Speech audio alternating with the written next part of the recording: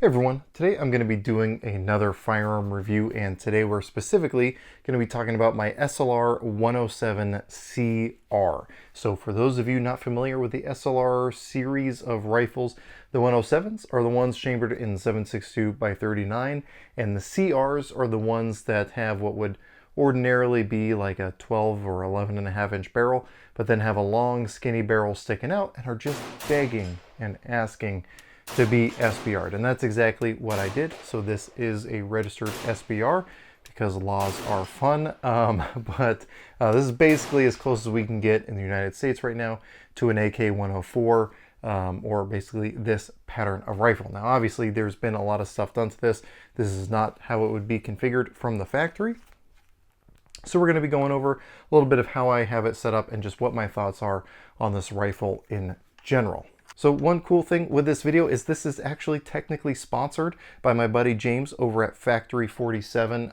He has a website that is full of cool AK swag and gear, and also a blog that's dedicated to AK related stuff. I myself have actually contributed to his blog over there, and basically he just wants to raise awareness of that. And the cool thing there is has no bearing on what my opinions are of this rifle. He just cares that we're making good AK quality content and that he can contribute to that in any way possible. So definitely check out Factory 47 after this video is over and find a shirt or hat or hoodie that might fit your niche as an AK owner.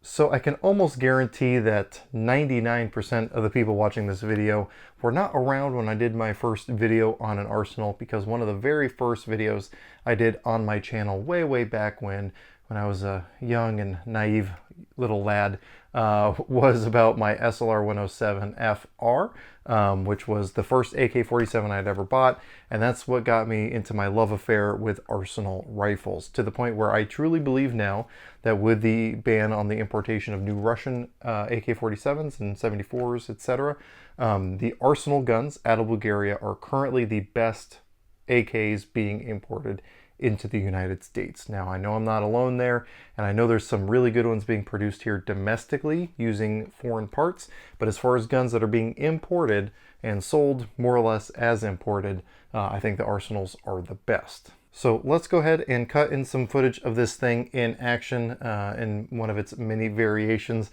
and then we'll talk about how I have it set up.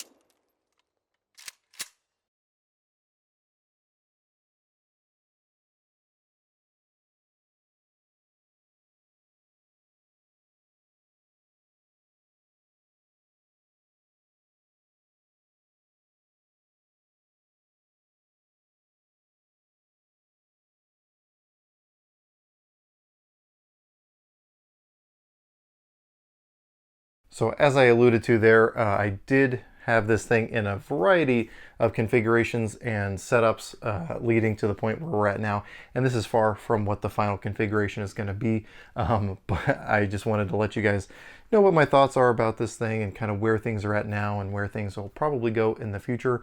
But let's go ahead and start at the front of the gun, and we'll talk about how this thing is set up. So first up here at the front, we have a JMac Customs muzzle brake. Now I'm going to be doing an entire video just on this muzzle device up here. This is how I've attached suppressors to this thing. This is how I've been shooting this thing predominantly since I got it SBR'd, and that also allows me to use this blast diverter from JMac Customs, which looks an awful lot like a 4-piece Bulgarian brake, which just looks appropriate on the end of one of these things. It's just one of those things that's hard to put your finger on. Now, the rifles, as they come, like I said, have about a 4-inch a little skinny barrel sticking out the front of the gas block, sight block combo.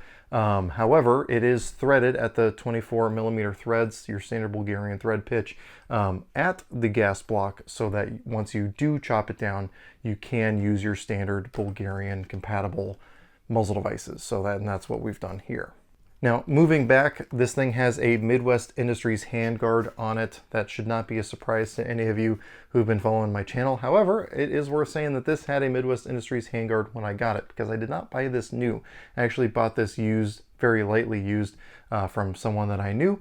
Kind of had a good opportunity to buy it, but we'll probably go a little bit more into that later on in the video. But it does have a Midwest Industries Gen 2 M-LOK handguard on it, and that's how I've been rocking it pretty much the entire time that I've had it. Now up top we do have a Pursed 4 laser. This is a both visible and infrared laser. There's no IR illuminator or white light built into this thing. This is one of the Green Plus models, so like super crazy powerful, like powerful to the point where I'm kind of afraid of it. But I got this thing from Ivan Tactical. They really hooked me up on being able to get this thing. I'm going to be doing, again, another dedicated review on this thing, but it just seems right to have a Russian laser on an AK-104 clone, or as close of a clone as I'm going to get to it. And it just works. It clears the front sight block just fine, and when you're using night vision, this Pursed 4 will be like a lightsaber going as far as you could ever hope to shoot with this thing. But that is up there on top. At first, this thing had a BCM vertical grip on it. I've never been a huge fan of vertical grips on 47s, simply because I have to have room to rock that mag out. I know there's going to be people who do that. More power to you. That's just kind of where I'm at with it. And, you know, I might play around with that in the future. The handguard is probably one of the things that will be changing in the future, but nonetheless, here we are. Now, moving on to the Optic, I have up here, and well, I guess I should probably talk about the sling. This is a 2-point Vickers tactical sling. This is one of their AK slings, and this was actually very generously donated by one of my patrons. Really hooked it up and said, hey, I've got one of the limited edition leather strap models of the Vickers AK sling. Do you want it? And I said, you know, hey, that'd be awfully generous of you. You really don't have to do that. He said, hey, I want you to have it. It'll look good in your videos. So really appreciate it. I have some of the best patrons out there in the game. So good looking out. So moving back though, and I guess I'll loosen this up so we can see the Optic mount better here. We have another Midwest Industries product. This is one of their AK side rails. This one is one that is a little short Picatinny mount, so you can mount a red dot to it. Now you might be wondering, well, if you're running an Aimpoint clone red dot, why not run the dedicated Aimpoint mount? And that's because of where I have my infrared laser up here on top. I actually need the Optic to be sitting a little bit higher to be able to clear that. Otherwise, I'd be looking into the back of a laser unit, and that's not going to do me any favors for aiming. So that's why I decided to go this route, just to get it to clear. And then I have it on a quick release mount as well, so I can either quick release the red dot off or quick release the mount off. Not totally necessary. It's mostly so I can quick release the red dot off and move it from one gun to another with all the different testing that I do. One of the other changes that I've made is this now has the AK Operators Union safety. Well, I should say it's a Polish safety that I purchased from the AK Operators Union website. It's got the extended ledge on there, which is extremely functional. I'm a big fan of it. In fact, one of my coworkers just bought one for his arsenal. He's a big fan. Also, it's just good to be able to support people like AK Operators Union. They're doing us a whole lot of good in the AK world, so anytime we can support them, that's good. This was on my AK-74 for a really long time. I've mostly returned that to its original configuration, and having this really increases the ergonomics of a rifle that I plan on using for more serious purposes, and so again, working out well there. Now, the pistol grip here is actually one of the new US Palm pistol grips. So there's been a lot of companies that have kind of reproduced that US Palm AK grip, and I will say in some cases have kind of replicated it and improved upon it. This is just the new ones being put out by Sentry. Perfectly functional. I like the grip angle, very similar again to some of those other competitors out there. You do lack the storage compartment, so for some that's going to be a deal breaker, but as far as feel and comfort, it's been working really well for me. Now, one of the other things that has been in here since I got it is this ALG trigger. Now, this is one of the ultimate AKTs, so the nickel Teflon AKTs, and I actually installed this in the gun before it was mine, so that I helped the guy kind of configure this gun when he had it, and putting in the ALG trigger is one of those things. So obviously when I got it, I was not in any hurry to take that out because I really do think that the ALG triggers are the best AK triggers out there, especially when you could take into consideration how much they cost. They are very reasonably priced for the performance you get. Kind of just a recommended upgrade in general for anyone rocking an AK. With the CR, we do have the AK100 series folding stock. So if I wanted to, if I wasn't running a mount on top or on the side, I could fold this thing to the side. It does lock, of course, because I have the Optic rail on there. It's not going to lock closed, but the nice thing about the 100 series stocks is they do lock open very nicely, and as long as you're not one of the weirdos who doesn't like the Warsaw pack length stocks on your AKs, it's going to be perfectly serviceable there. And then you do have your storage compartment in the back for your cleaning kit, which to me, the ease of cleaning and maintaining an AK is one of the things that's appealing to it. So having that cleaning kit there in the stock is a very useful feature in my opinion.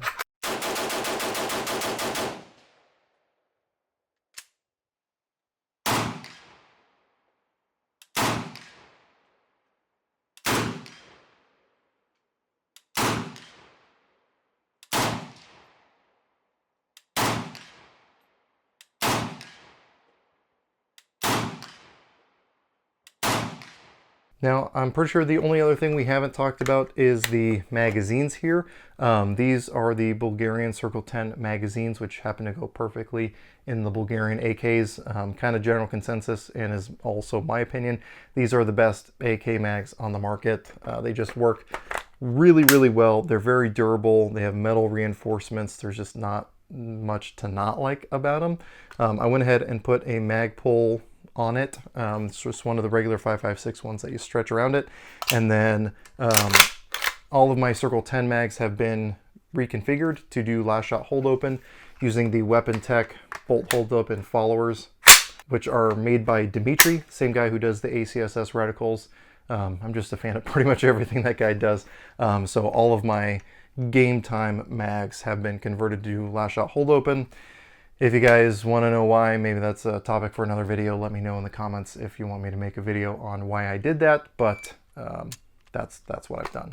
Now, before I forget, one of the other things about the CR model, because of the intended shorter barrel, you do have a different rear sight leaf than your standard AK-47, so it's only graduated out to 500 meters instead of going further, just because they realized with a shorter barrel, with less velocity, that's kind of a more realistic engagement distance, and again, perfectly serviceable for what my needs are, considering I'm going to be running an Optic anyway. So we've been blabbering on for quite a while here. Let's go ahead and roll in some more footage of this thing in action, and then we'll keep talking about what my experience has been with this gun.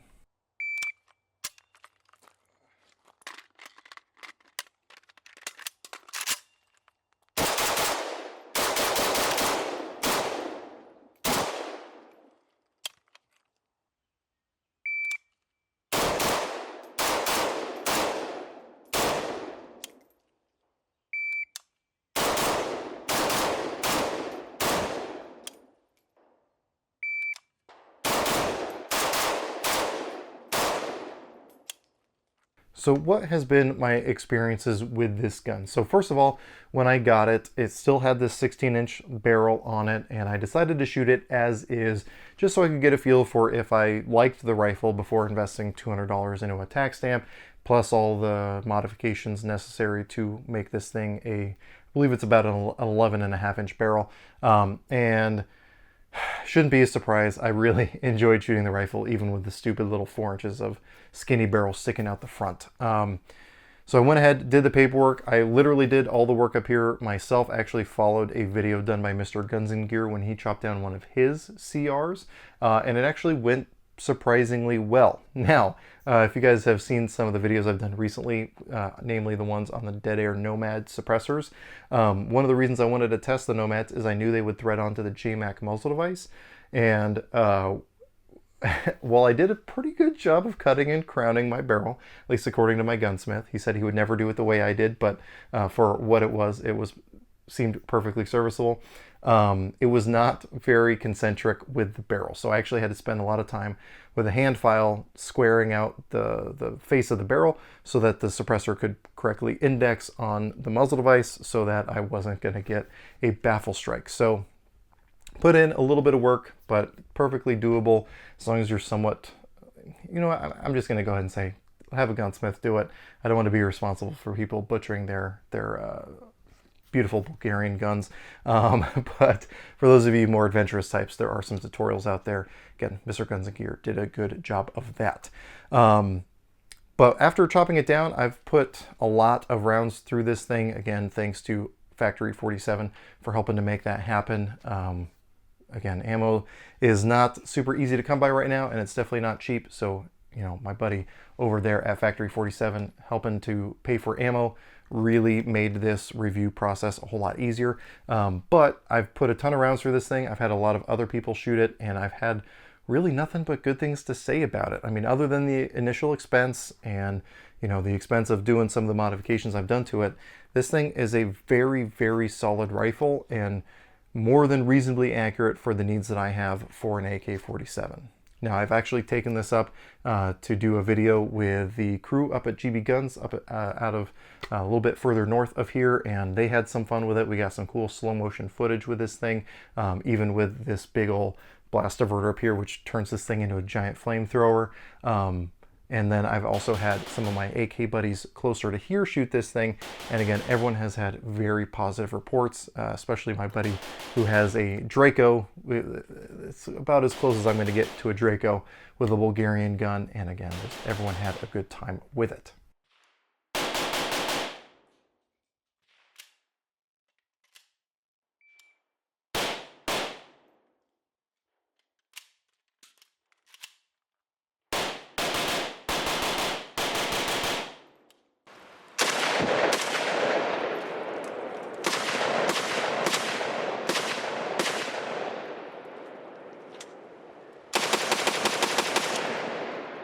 Now, like I said earlier on in the video, I do think that the Bulgarian guns are the best ones being imported currently.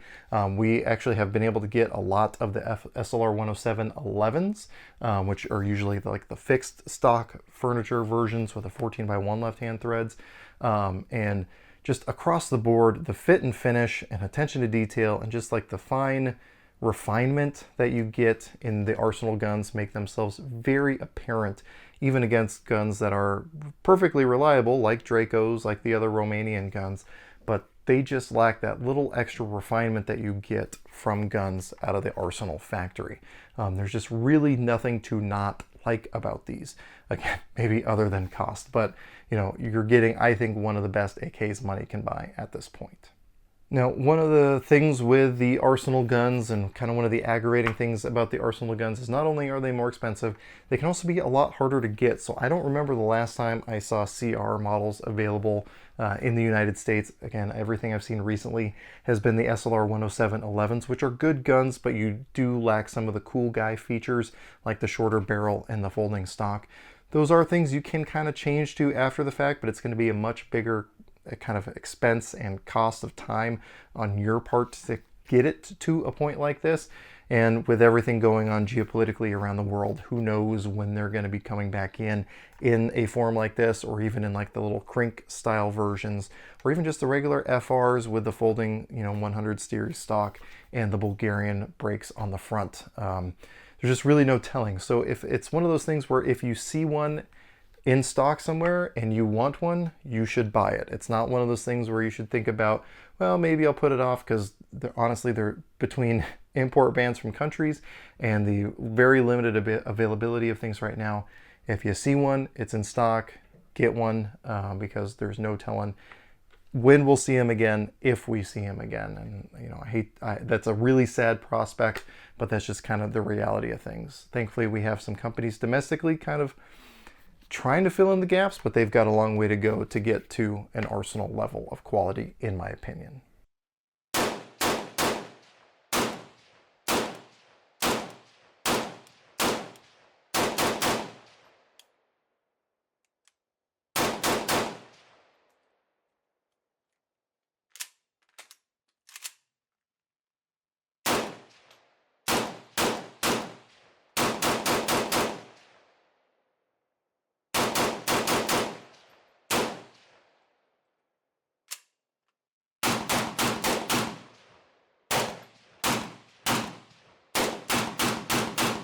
So if you're like me and you really appreciate things like AK-47s or 74s or any derivative thereof, I would highly encourage you to check out Factory 47. I'll have a link to their website down below.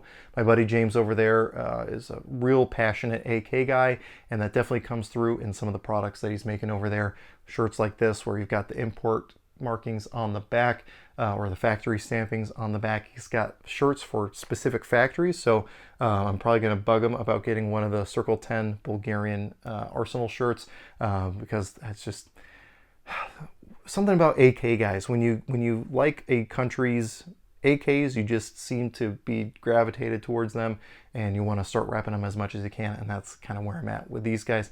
And again, I think it's very well deserved in this case. So again, I want to say thanks to my buddy James over there for helping to contribute to a video like this one. One of the great things about being supported by someone who's a third party who's just passionate about AKs is there's no pressure to say anything good or bad about the gun. All it is making people aware of his website. So, and I really appreciate that. So again, if you're interested in AKs or AK swag or AK gear, definitely check out Factory 47.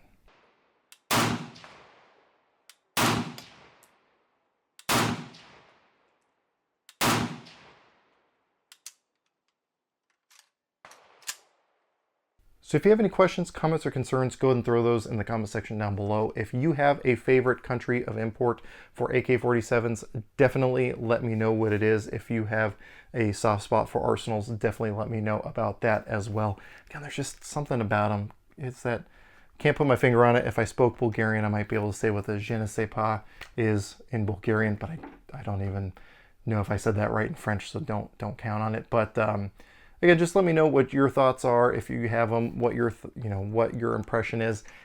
What I'm hoping to get at some point is one of the little Suchkas in 545 from Arsenal, the URs, which are the little crink style versions.